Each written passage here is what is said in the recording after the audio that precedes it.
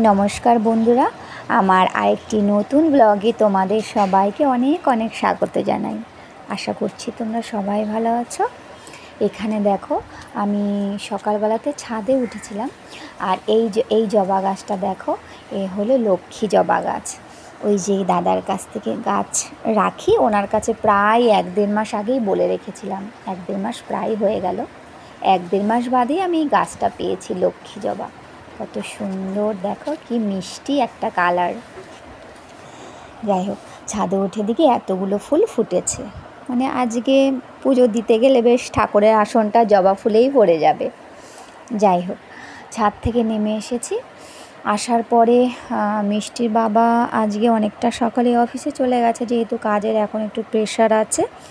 তাই ওর বাবা এসে গতকাল রাতেই বলল যে সকালবেলা অনেকটা সকালে বেরিয়ে যাব, আমাকে একটু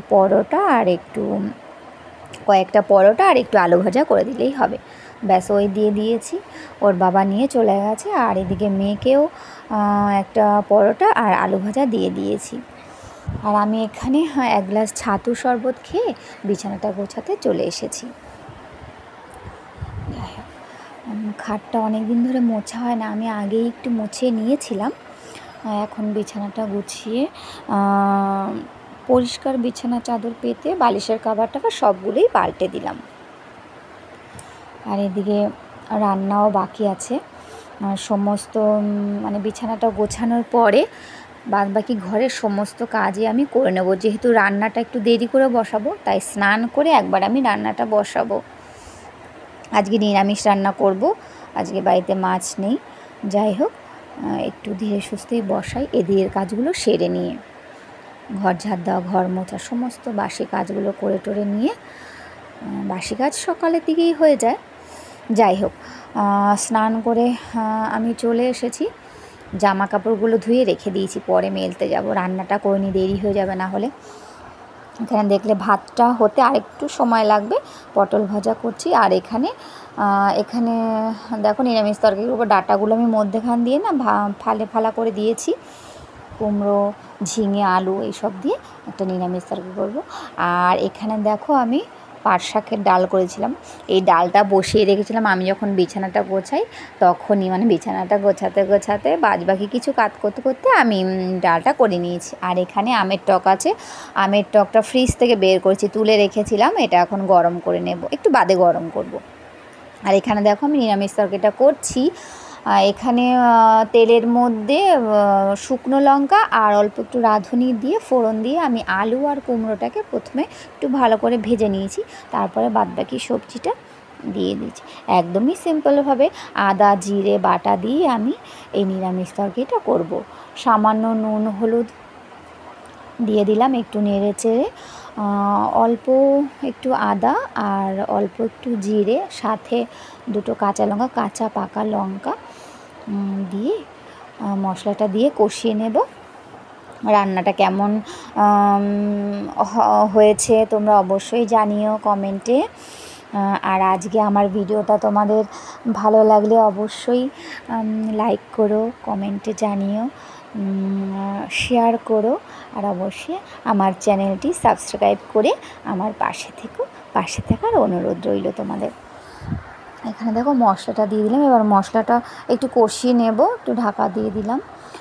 যতক্ষণ না মশলা থেকে কাঁচা গন্ধটা ছেড়ে যায় আমি একটু কষিয়ে নেব। মোটামুটি মশলাটা কষানো হয়েই গেছে। আমি এবার পরিমাণ মতন জল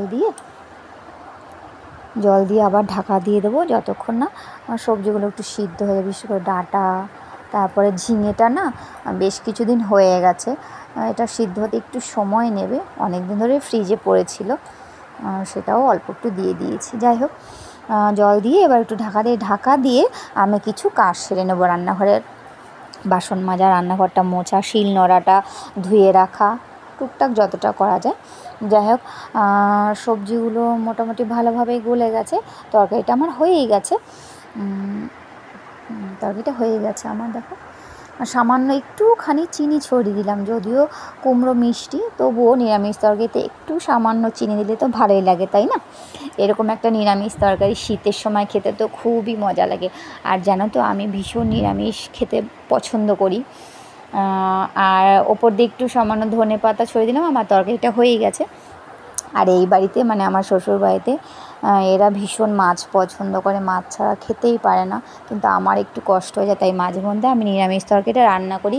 মিষ্টিও ভালো খায়, আমি তো অবশ্যই, মিষ্টির বাবাও ভালো খায়। যাই হোক, রান্নাবান্না হয়ে গেছে, রান্নাঘরের সমস্ত কাজ আমি কমপ্লিট করে ফেলেছি। এখানে দেখো আমি জামা কাপড়গুলো নিয়ে এসেছি, মেলে দেব। ওদিকে মেয়ে বসে আছে, মেয়েকে সবার প্রথমে খেতে দেব।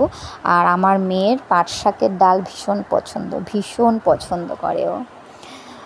যাই হোক, পাট শাকের ডাল আছে, আর আমের টক, পাঁপড় দেব, আর একটু নিরামিষ তরকারি দিয়ে যদি খায় তো খাবে, ও ভীষণ পছন্দ। যাই হোক, জামা কাপড়গুলো আমি মেলে দিলাম।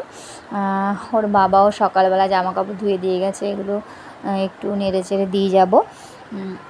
আমি এখন আমার জামা কাপড় আর মেয়ের জামা কাপড়, সব জামা কাপড় একবারেই নিয়ে চলে এসেছি। যাই হোক, বাবার জামা কাপড়গুলো দেখবো শুকিয়ে, সেরকম একটা শুকোয়নি, একটু ভেজা আছে, যেহেতু ছায়ার মধ্যে থাকে, তবুও সবই সারাদিনটা এই শেডের নিচে থাকলে শুকিয়ে যায়। যাই হোক, সবাই বসে আছে, একে একে সবাই খেয়ে নেব। আজকে তাহলে ভিডিওটা এখানেই রাখি। তোমরা ভালো থেকো, সুস্থ থেকো, সাবধানে থেকো। আবার দেখা হবে তোমাদের সাথে আরেকটি নতুন ভিডিওর সাথে।